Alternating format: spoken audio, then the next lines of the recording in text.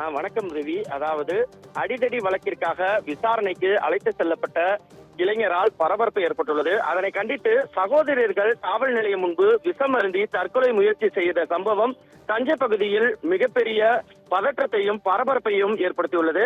இந்த சம்பவம் மூலம் இரண்டு ஏடிஎஸ்பி 3 டிஎஸ்பி தலைமையில் காவல்துறையினர் தற்போது தஞ்சை மருத்துவக் கல்லூரி மருத்துவமனையில் குவிக்கப்பட்டுள்ளனர். தஞ்சாவூர் மாவட்டம் நடுக்காவேரி காவல் நிலையம் முன்பு விஷம் அருந்திய சகோதரிகளில் கீர்த்திகா என்பவர் நேற்று காலை உயிரிழந்துள்ளார்.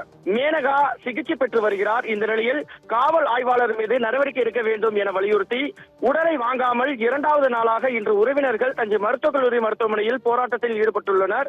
இதனால் தஞ்சை மருத்துவமனையில் 2 டிஎஸ்பி ஏடிஎஸ்பி 3 டிஎஸ்பி தலைமையில் 100க்கும் மேற்பட்ட காவலர்கள் பாதுகாப்பு பணியில் ஈடுபட்டுள்ளனர். இந்த நிலையில் அவரது சகோதரர் தினேஷ் ஜாமீனில் தற்போது வெளியே வந்துள்ளார். தஞ்சை மருத்துவக் கல்லூரி மருத்துவமனையில் தற்போது பதற்றமான சூழ்நிலை ஏற்பட்டுள்ளது. ரவி.